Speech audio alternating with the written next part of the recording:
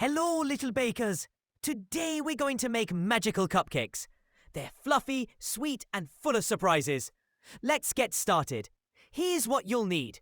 1 cup of flour, half a cup of sugar, half a cup of milk, a quarter cup of melted butter, 1 egg, 1 teaspoon of baking powder, a pinch of vanilla extract.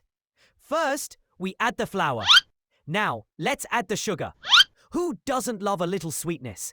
Next up, the milk and the melted butter. Mix it all together until it's smooth and creamy. Now we need 1 egg to give our cupcakes some magic fluffiness. Time for a little baking powder to make these cupcakes rise to the occasion. Now pour the batter into the liners, filling each one about halfway. It's like filling little cups with happiness.